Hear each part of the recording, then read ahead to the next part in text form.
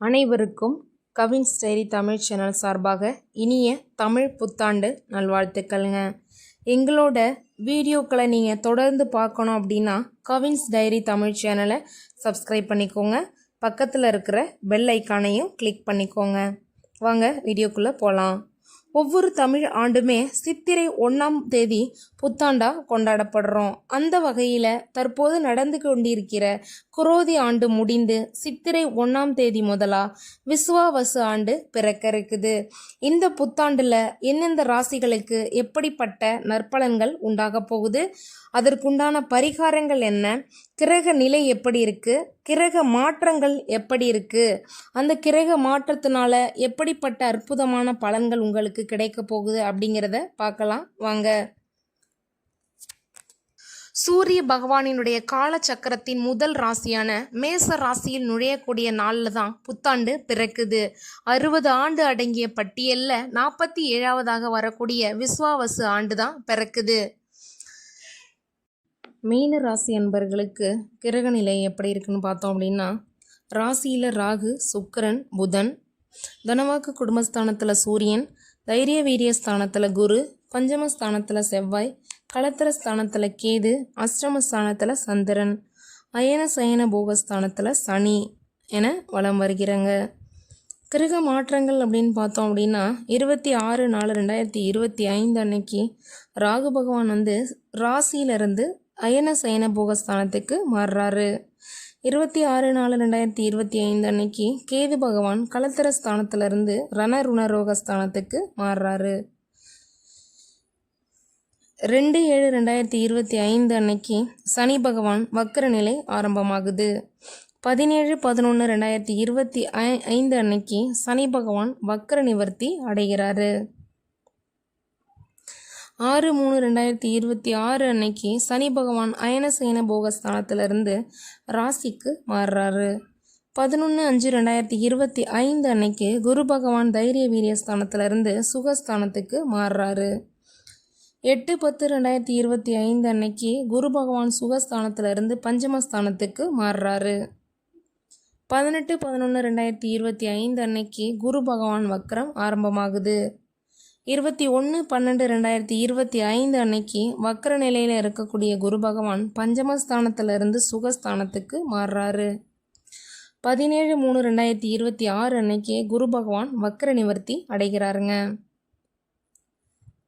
மீனராசியை பொறுத்தளவில் தனது வாழ்க்கையே தனக்கு மட்டும் இல்லாமல் மற்றவருக்கும் பயன்படுமாறு செய்யக்கூடிய ஒரு நல்ல குணம் படைத்தவங்க தான் நம்ம மீனராசி நண்பர்கள்.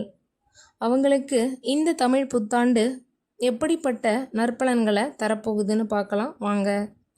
மனதில் தோன்றக்கூடிய எண்ணங்களை தெளிவாக வெளிப்படுத்துவீங்க. நெருக்கடியான சமயங்களில் மதிநுட்பத்தால் நிலைமைகளால் சமாளித்து விடுவீங்க. பொருளாதாரத்தால் எதிர்பார்த்த லாபம் கிடைக்கும் என்றாலும் அவ்வப்போது சிறு சிறு நஷ்டங்களும் ஏற்பட்டு கொண்டே தாங்க இருக்கும். போட்டி, பந்தயம் போன்ற துறைகளில் வெற்றி கிடைக்குங்க.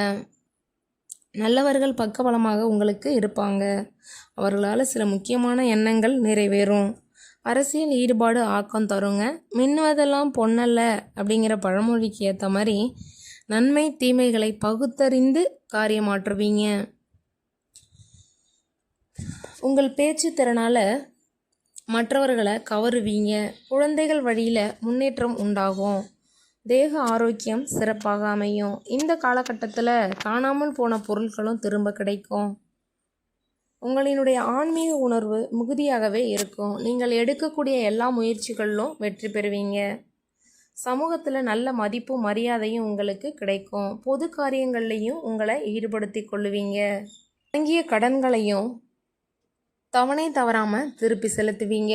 உங்களுக்கு கீழ் வேலை செய்பவர்களுக்கு உழைப்புக்கேற்ற ஊதியத்தை கொடுப்பீங்க. வாழ்க்கையில் இருந்த வெறுப்புகள் மறைந்து சிறப்பான பிடிப்புகள் உண்டாகக்கூடிய அருமையான காலகட்டமாக இது அமையும். உத்தியோகஸ்தர்களை பொறுத்தளவில் அலுவலக வேலையில் இருந்து வந்த பிரச்சனைகள் படிப்படியாக குறையும். திட்டமிட்ட வேலைகள்லையும் சில இடையூறுகள் தோன்றினாலும் விரைவில் அவை விலகி பதவி உயர்வு கிடைக்கும். பயணங்களால் பணவரவை காண்பீங்க. மேலதிகாரிகளினுடைய ஆதரவு தொடர்ந்து கிடைக்கும். சக ஊழியர்களால் ஏற்படும் இடையூறுகளை சாதுரியமாக முறியடிப்பீங்க. விரும்பிய இடமாற்றங்களும் உங்களுக்கு கிடைக்கும்.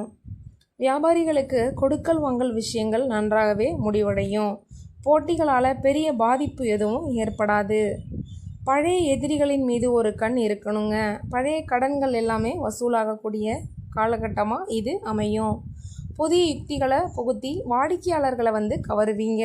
அரசியல்வாதிகளுக்கு சமுதாயத்தில் புகழும் அந்தஸ்தும் உயரும்.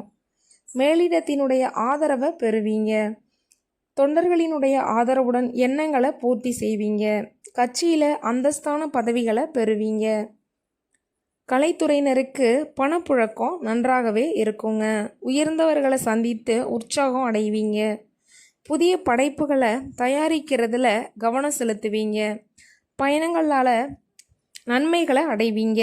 செயல்கள் அனைத்துமே வெற்றியை தேடி தரப்போகுது. பெண்மணிகளை பொறுத்தளவில் கணவரின் ஆதரவுடன் புதிய பொருட்களை வாங்குவீங்க. குடும்பத்தில் ரொம்பவே மகிழ்ச்சியை காண்பீங்க. கணவருடன் அன்போடு பழகுவீங்க. மாணவ மணிகளை பொறுத்தளவில் முயற்சிக்கு தகுந்தவாறு மதிப்பெண்களை பெறுவீங்க. பாடங்களை பிறகு படித்து கொள்ளலாம் என்று நினைக்காம உடனுக்குடன் மனப்பாடம் செய்கிறது ரொம்பவே நல்லது. விளையாட்டிலையும் வெற்றி உங்களுக்கு உண்டாகும். பூரட்டாதி 4ஆம் பாத நட்சத்திர நண்பர்களுக்கு இந்த ஆண்டை பொறுத்தளவில் நண்பர்களிடையே அந்யோன்யம் அதிகரிக்கும். அவர்களால் உதவிகள் உங்களுக்கு அதிகமாக கிடைக்கும். சுப நிகழ்ச்சிகளுக்கு இப்போது திட்டமிடலாங்க.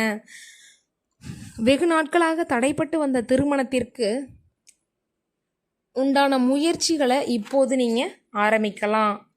உத்திரட்டாதி நட்சத்திர நண்பர்களுக்கு இந்த ஆண்டு புதிய வீடு கட்டுவதற்கான வேலைகளை இப்போது தொடங்கலாம். வசதியான வீட்டிற்கு குடிபுகவும் உங்களுக்கு வாய்ப்பு அதிகமாக இருக்குது. புதிய ஆபரணங்கள் வாங்கலாம். விருந்து விழா என உல்லாசமாக பயணம் மேற்கொள்ளுவீங்க. சந்தான பாக்கியம் உங்களுக்கு ஏற்பட மிக அதிக வாய்ப்பு இருக்குதுங்க.